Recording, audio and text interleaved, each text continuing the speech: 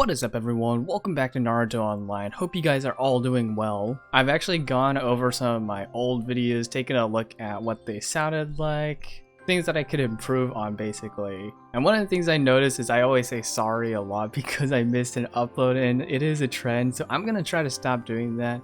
But it is a fact that I have missed a lot of uploads, guys. Now partially this is due to my fault, and the other half was because I was on vacation.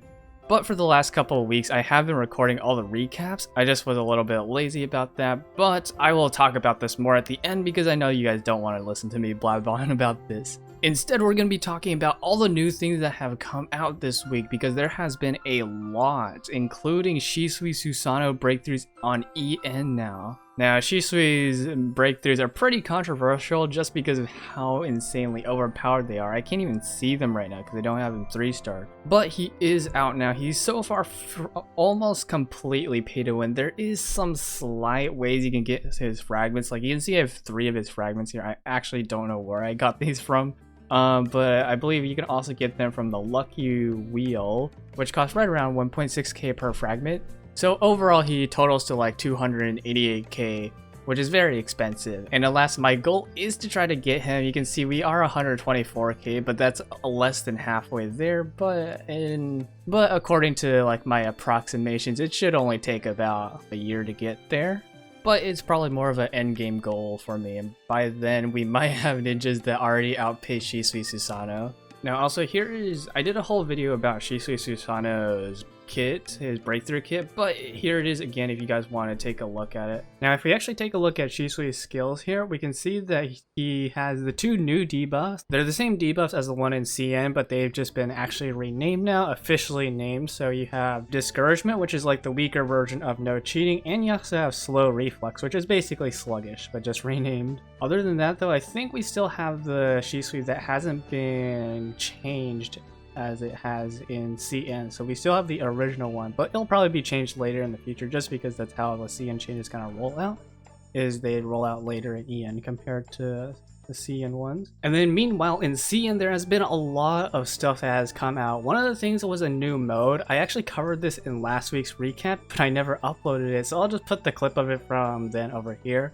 Now in CN, they actually got something really special here. They got a new game mode, which is really cool because the new game modes are always great to have. For example, Infinite Illusion, this is one of the game modes that I was really looking forward to from CN. Finally came out, is especially good just because of the amount of coupons it gives. Very excellent event. And this event is kind of similar in that it gives coupons. It's called Duel Arena. So Duel Arena is very similar to Arena in that it's a 1v1, you fight against another opponent. And also the stats of the ninjas that you use are set just like in Arena. So it's basically like you're doing a normal arena there, but you have to choose 9 different ninjas to make 3 lineups. And then after you make those 3 lineups, you and your opponent can choose to ban one of the opponent's lineups. And so when you ban the opponent's lineups, they aren't going to be able to use any of those ninjas. And then both players will be left with 2 teams. You choose which team that you want to use. Your opponent chooses which team they want to use. And then it's a 1v1. However, if both of you guys choose not to ban any ninjas, it will become 3 1v1s where you guys take turns picking a lineup, you 1v1, whoever wins best out of 3 will be the winner. Probably the most interesting thing for this is just so you'll have to have a lot of good ninjas. Like if you put all your good ninjas into one team, like for example me, I put 6-Pass Naruto, Jiraiya, Kurenai Summer, they banned this team, all of a sudden I don't have 6-Pass, I don't have Jiraiya. We're in a little bit of trouble, we're gonna have to use like some other team. This is technically better for spenders just because they're going to have more ninjas to work with, but it can be very interesting as well because now you have to build more than like just one like quote-unquote meta team. You might have to build some teams with ninjas that aren't normally used, and so it'll be really fun to see how it plays out. Now more importantly though is probably the rewards from this, because coupons are rewards. There's 3 different reward systems here. So you have your daily rewards, and this just gives moon scrolls, which are decent. It also gives some experience treasures, so these are to level up your treasure tools here.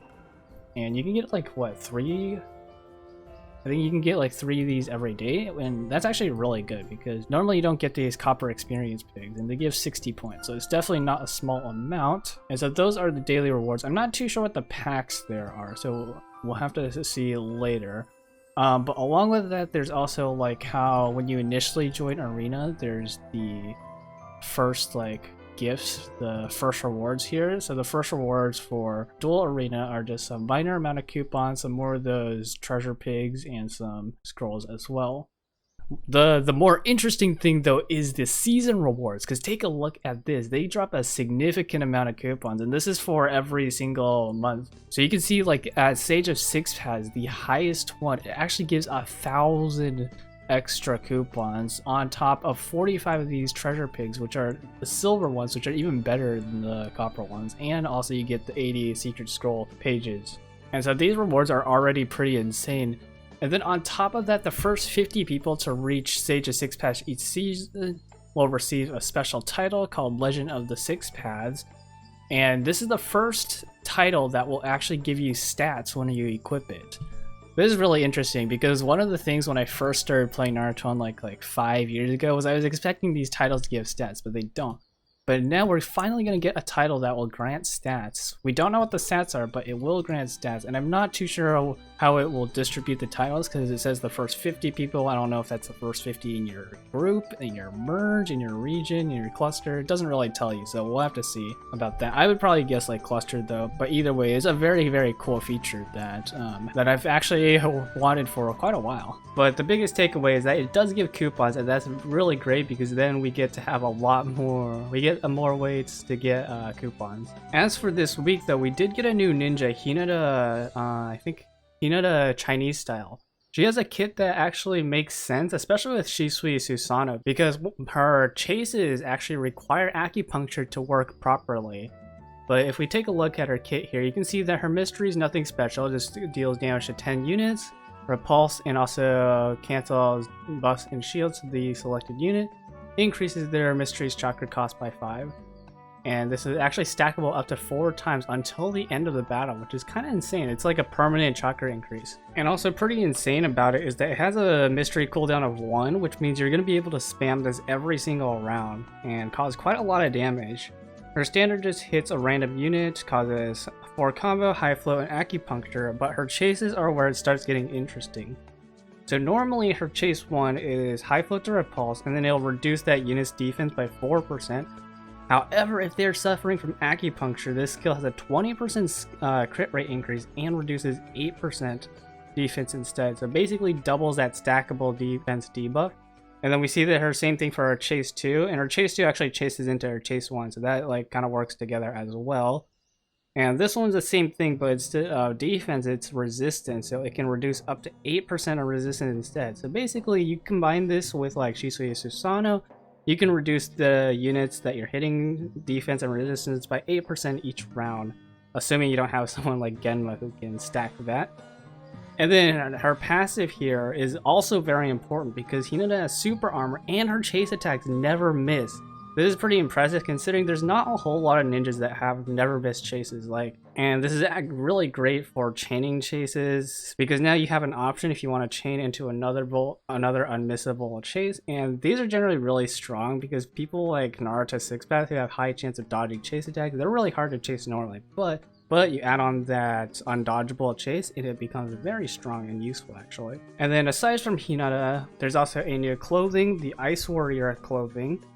It looks decent. I'm not a huge fan of it, but it definitely looks pretty nice for a snow themed clothing. And then the other big one is Yugito, presumably New Year. This one's a leak. We don't know exactly what is about her, but we just got an image here. She looks really nice. So hopefully she's also got a really good kit that comes along with her. Okay, and then before we jump into the events, it has been a little while since I've gone over like the power status and everything. And this is a video that I am making in the near future, but we're going to cover 3 years of progress on the server. It's going to be pretty insane.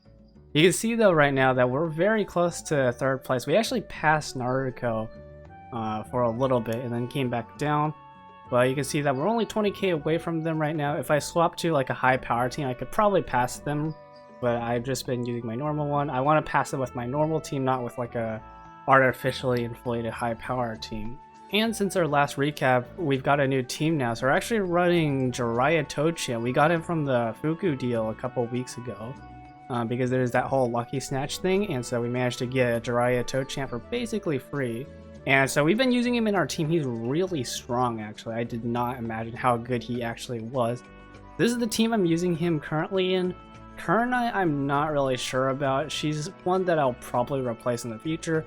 The end game goal, I'd probably say, is like Orochimaru G&W, but I don't have him right now, so we're just going with Kurna. If you guys have any suggestions on the ninja I should use here instead, please let me know, because I'm curious, like, who would work really well with this team. Now let's actually go over the events for this week. I'm personally not a huge fan of them. We do have things like Amusement Park. This was also here last week. One thing I did notice in this event is that you can get Orochimaru G&W Pain Sage's 6 paths fragments from this event now. So maybe it might be worth trying to get their fragments. I would kind of have to see like the rates. I don't think anyone's done any kind of testing on this yet, so we don't have any data to go off of, but this would be really interesting if you could get Pain Tendo in here for a coupon. And who knows, maybe he might actually be fairly cheap. Now there also was fireworks this week, and they did something special in here. So instead of just giving like a ninja, they put a pack in here, and it's pretty nice because now you can actually choose which one you want.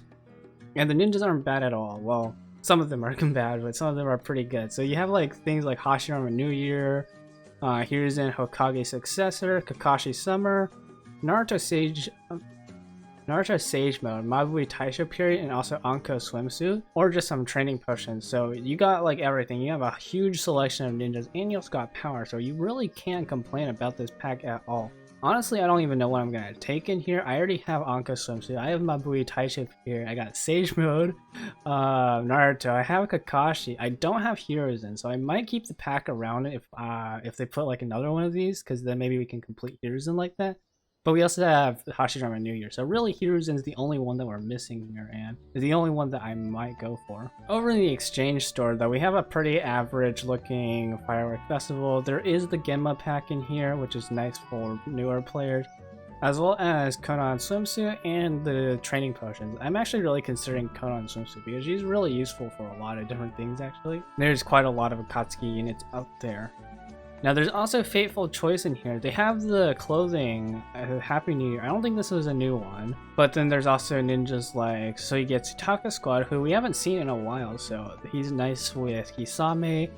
There's the Sasuke Ronin Sharingan. I'm still working on him. Like, we've had Fateful Choice for years now, and I've still been just picking up some fragments for Sasuke here and there. So trying to get him. Everyone else in here I wouldn't really say is useful. There's also a lucky board which has some older ninjas, as well as Minato Swimsuit in here. I don't think Minato's actually been in a coupon event so far, so this is the first time we've seen him in here, and he's not even too expensive. I think he's like 15k coupons on average, so definitely affordable for, I'd say, quote-unquote newer players, and he has some good synergies. I haven't really seen him used too much though, but he does cause the Hashiran tag, or Flying Thunder tag, which is useful for counting a lot of things that dodge chases. And then along with Lucky Board, we also have Refine Rebates and Activity Lucky Bag. So overall, not a huge event week, but it is still nice, especially with fireworks. We're gonna have to see what happens next week. I'm curious about that because I believe Lucky Snatch should roll around again, and who knows, maybe that Lucky Snatch feature will be back again. And I'm sorry I got that video out late for you guys. I didn't find out about it until like half the week was over, and I didn't know if I could even talk about it until like the last few days. And I was also not around, so editing that was a little bit tricky, but I did manage to get it out for the very last few hours, so if you're in LA, you might have been able to get it. But maybe it will stick around for this next cycle. We will have to see. Anyways, though, for this last part of the video, I just wanted to talk about some things that I wanted to mention. So first of all, I don't know if you guys have noticed, but the audio quality should be, first of all, a lot better because I have figured out some things. And second of all, I have swapped to a new mic. So this mic is actually the mic I bought a few months ago, and I finally finished setting it up because my other mic broke down, and that's one of the reasons I didn't get out two of the recaps, because the audio quality is just horrible, and I couldn't figure out why. And so I have that gotten set up yet. I haven't properly figured out all the audio things, so it'll take a little bit of tweaking. Hopefully it should be better. Every time I say hopefully it'll be better, though, it's generally not that good, so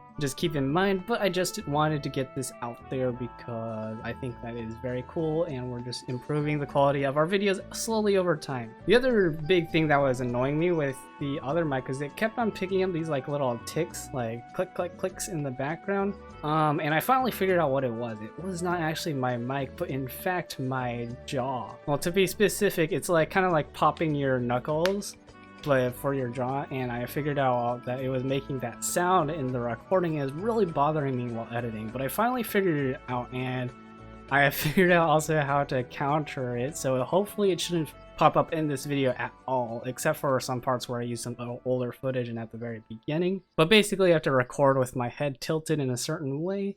Once I get braces, it should help it out and be less of an issue, but for now this is gonna have to be kind of how I record, and it will be interesting to see. But yeah guys, anyways, thank you guys so much for watching. I hope you have enjoyed. If you did, make sure to hit that like and subscribe button, and I will see you guys next time. Peace out.